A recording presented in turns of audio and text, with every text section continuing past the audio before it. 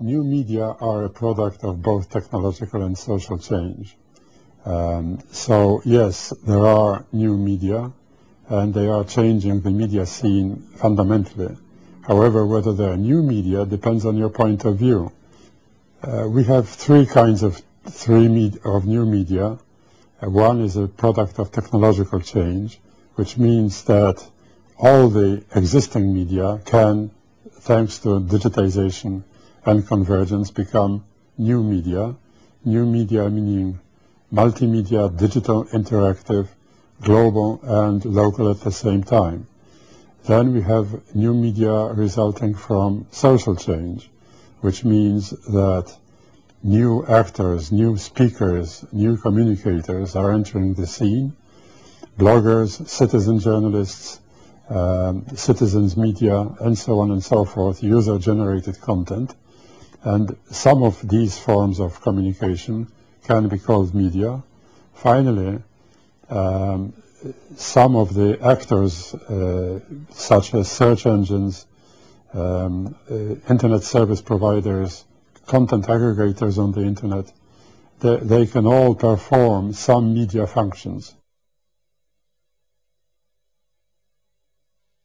I would say that the main thing that distinguishes media from other forms of communication are fundamentally the purpose to inform, the purpose to influence public opinion, the purpose to disseminate information and other content, entertainment, and so on and so forth. Another feature is periodic communication. We don't have media if we don't have periodic communication. Of course, the public nature of communication.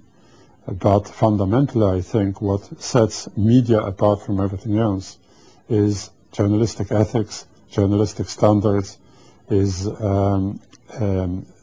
awareness of the legal, ethical, and other standards which must be observed, which must be implemented if we are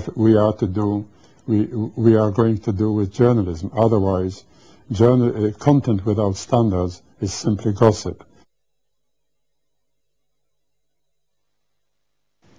In the new circumstances, in the new media universe, the media functions will not disappear. The function to inform, the function to influence public opinion, the function to disseminate content, to entertain, to maintain contacts, to maintain a link to history, tradition, culture, these functions will not disappear. What may change is the physical form of media. What we're seeing today is digitization, which will transform the old books, cassettes, films, tape recorders into bits, into digital bits, into digital files. So the form of media may change, but media functions as such will not disappear. And probably over a long period of time, most of the media will be transformed into sources of content for broadband networks available to every person.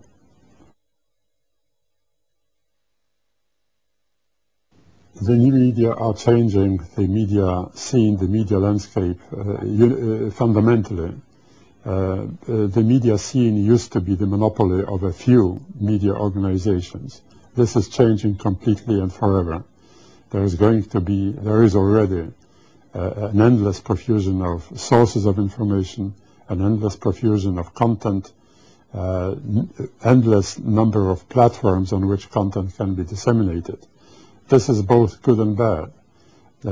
Theoretically, it should mean more information, more pluralistic information, more pluralistic content, but at the same time, the production of content cannot keep up with the amount of time that is available to disseminate this content. This lowers quality. Also, because media organizations have to operate on many platforms, they need a lot of money. This drives concentration. And this, because profit margins are becoming very, very low, economic business considerations take priority over journalistic considerations. There is an aristocratic view of society and of social communication which says that only cultured, educated, elite people should be allowed to join the public discourse, should be allowed to speak publicly so that quality standards can be preserved. This is completely wrong, and this should be rejected. We are seeing for the first time in human history a situation in which anyone can be a public communicator. This is a great democratic triumph, and it should be maintained, it should be promoted.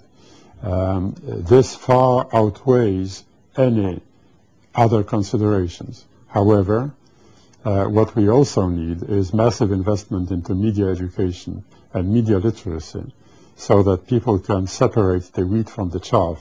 Yes, there is a lot of rubbish on the internet, there is a lot of chaff, but at the same time, with community media, citizens media, able to address the general public, we're also getting more public-spirited communication than we used to.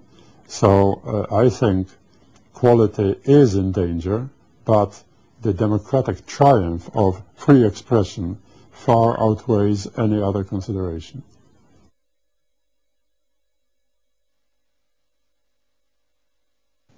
Bloggers, citizen journalists are slowly learning the law, are slowly learning journalistic ethics and journalistic standards, and many of them understand that they have to comply with those standards. They have to observe them if they are to be credible, if they are to be reliable, if they are to gain the audience's trust. So this is happening, but perhaps not fast enough. On the other hand, many businessmen who operate, for example, internet websites or user-generated content websites or websites for bloggers or any other portals or websites, disclaim journalistic responsibility, disclaim media responsibility. They don't think they are media operators, but they are, to some extent. At the moment, the new media are in an intermediate stage. They are not yet mature. We don't really know how they will develop fully. So it is too early to introduce complete regulation. Self-regulation and co-regulation is the answer today. The internet and new media providers are contributing to diversity of content, and at the same time they are not. They are not producers of content to a large extent. They rely on the old media to provide this content, and therefore they are to some extent intermediaries.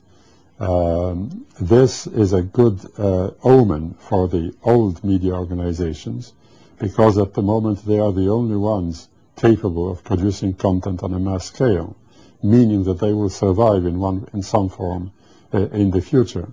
But obviously with so many more speakers able to communicate to the public, pluralism can be extended, but many other conditions have to be met, and those are the conditions of reliability, accountability, high standards, and observance of the law.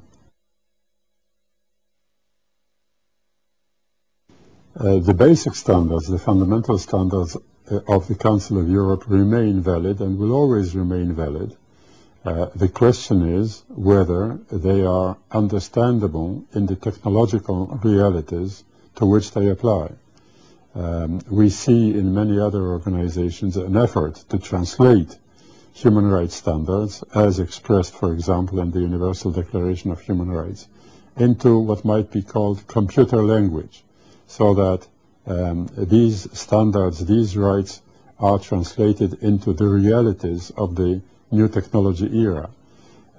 So this is the job awaiting the Council of Europe, to maintain, to remain in touch, to keep abreast of new technological and social realities, and to modernize and update its standards, ultimately perhaps the European Declaration of Human Rights, the European Convention of Human Rights, may need to be revised, but that, of course, is far in the future.